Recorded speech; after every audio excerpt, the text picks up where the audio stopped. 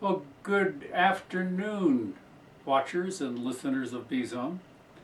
What I'd like to do is to introduce you to a short clip of an interview that was given on April 7th with Rich Archer of the Buddha at the Gas Pump interview website. And what he did is that he interviewed Terry Patten about his new book, A New Republic of the Heart. And what I did is I clipped out a portion of that an hour interview on a section, or actually two sections of the interview, that Terry describes his time a little bit with Adida Samraj, the teacher, guru, and also another section of that where he talks about trying to describe Adida in a larger context to who Adida is to the public, which is a very difficult feat, if you will, since Adida is such a complex person and function as guru. So I would like to just present this little clip because I think it's a very, very good introduction for any understanding, positive or negative, of Adida. And I think Terry does an excellent job of describing his relationship with Adida. So enjoy the next little bit of the video, and we'll have a little bit on the end of that to tie it all together. Okay? Hang in there. If the kind of energies that Adida, for instance, was channeling were to pass through my nervous system, I don't think I'd be ready for it, even after 50 years of spiritual practice. So you got to give him credit for handling them as well as he did. But if the vessel is not pure enough, some distortion results when that kind of power begins to flow through a human nervous system. Do you concur with that, and did that have anything to do with your leaving, or do you really feel like all was well and wisely put in that scene? Well, Adida was utterly remarkable, and participating with him is something I'll always be grateful for. He transmitted a state of consciousness that was so potent and so just the sheer wattage of divine conscious light that was, in a sense, pressed through my nervous system really did change me in a way for which I could never be anything but grateful. And yet I always recognized the potentials for cultism and was almost always inside the ashram. After a couple of years, I think my earliest years I was an uncritically devotional character, but fairly quickly I began to notice contradictions and became something of a loyal opposition devotee who was trying to press Adida to address what I felt like cultic dynamics or inconsistencies. How was that well received? Because sometimes teachers don't like constructive criticism. No, he was not available to have that conversation, and that was disappointing. And yet, what my experience was that he continued to grow and deepen and expand in his quality of transmission of divine consciousness in ways that I continued to benefit from and learn from. It was a paradox, because although there were aspects of it that I objected to and felt like I would just as soon leave, there were other aspects that were growing and transforming me in ways that I hugely valued, that I didn't want to cut off. And even when I did finally leave after 15 years of intense participation, it was with a great deal of regret and with a lot of respect for my friends who remained, because I knew they were engaging in authentic yogic. I mean, there's a dimension. Adida is a full spectrum realizer. So there's a transmission of radical consciousness, what we might call causal non-dual awakening. But there was also tremendous transmissions of subtle energetic qualities, and there was also a profound transmission that's beyond the stuff of any energies, what he would call the divine itself, that was subliming the being. There, literally, we would walk out of a long, deep meditation with him just exalted and purified, as if we were conscious light itself and love, you know, as if the very cells of our body had been opened up to their divine nature. My understanding of Adida is not, I do not reach for Wilber's lines theory in order to explain Adida to my satisfaction. You know, what I saw in Adida was, you know, some people, the usual line is that people see him using the I am of God and the me of God so aggressively, talking about breathe me and feel me and awaken to me and notice. You know, he's always speaking in the I am of the ultimate in a very almost with the Jehovah archetype. You know, very, very forceful, very demanding, sometimes seeming even like an angry or at least displeased, you know, white male God figure. You know, and there's a lot in the psyche of the time that reacts negatively to all that. And so people want to just look upon him as a terrible narcissist.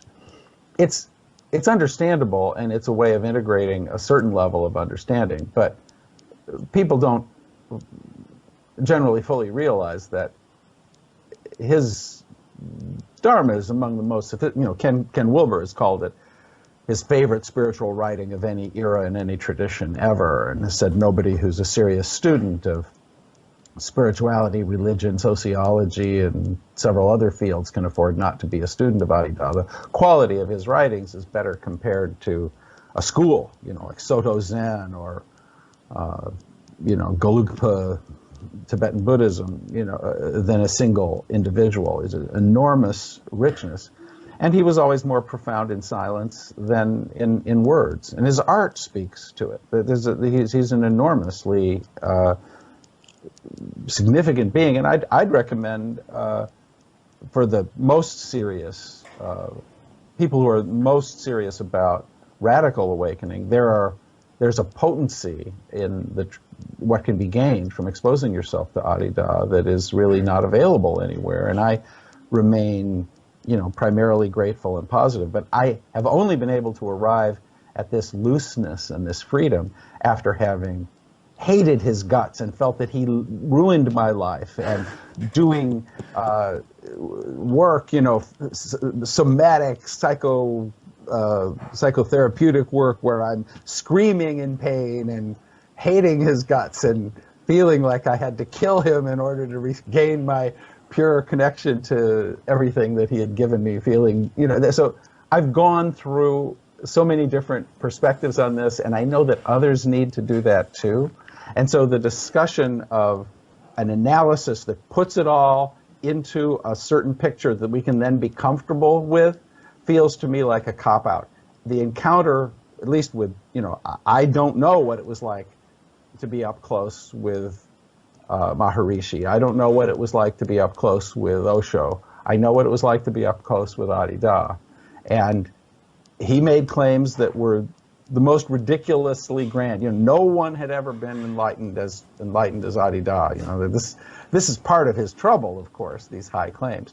But my direct experience of him was so stunning, so off the charts, that some part of me says, well, I can see how socially unacceptable, how useless in a way it is for me to believe that he is the most ever, how problematic that will be to my relations, you know, my ability to achieve a commonality of view with any of the people I would want to be in discourse with.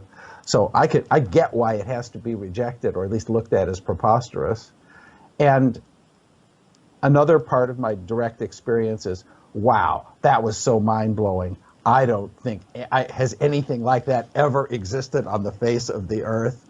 Whoa! And he says nothing like this has ever existed on the face of the earth. And something in the naive, perceptual mind kind of says, well, maybe. You know, there's not a knowing on my part that that's just some pathology. And I think reducing these great beings either to a pathology or an ontological deification status that we then have to believe in and build a mythology around reduces our options tremendously. If we've been touched by something transcendental, it has initiated us and asked us to become a reflection of of the best human qualities that our nervous systems can conduct and express. And that is all I need to know, really. Okay, good. Well, I hope you enjoyed the section that I clipped out of the interview that Terry had with Rich Archer of Buddha at the Gas Pump. And I would like just to summarize a little bit of what they discussed to further a discussion on Bizon. And, you know, the first thing what I liked about Rich, what he did, is that he talked about what I call the elephant in the room. And that's Adida and who he is to a larger group of people who are interested in who he is and has been teaching for, 40 years. He's no longer alive, as many of you know, but his transmission still exists. And so Rich goes right to the subject because this is an interview about Terry's book, but he wants to know about Terry's background, as Terry is a public speaker. And so the first thing most people would want to do is find out who your teacher is, if you're giving some advice or teachings to other people.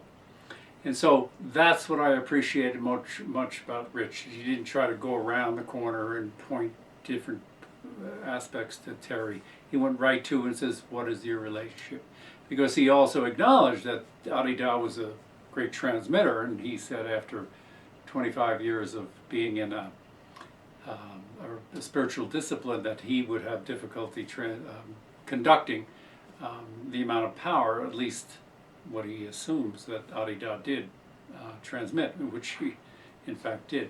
So what I really liked is that Rich went right to the subject, because most people either have a negative approach and just discount Adida, or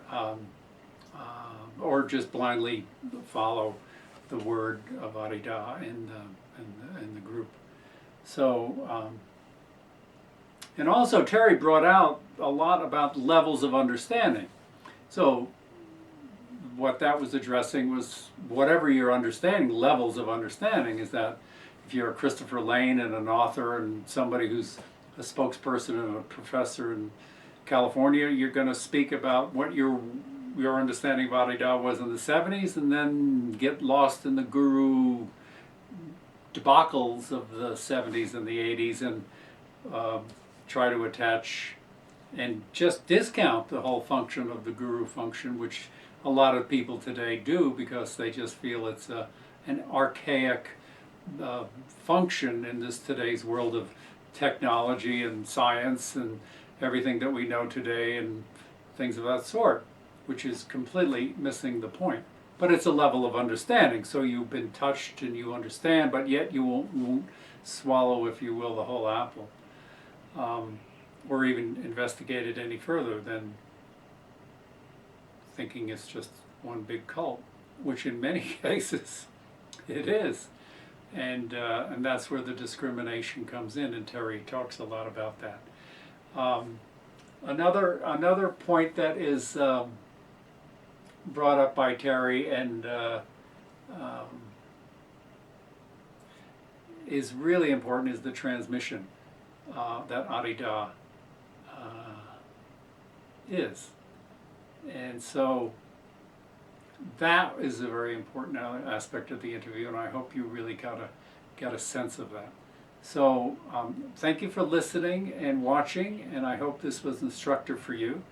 And of course, the B Zone is a great resource for more on Adida and other teachers and traditions.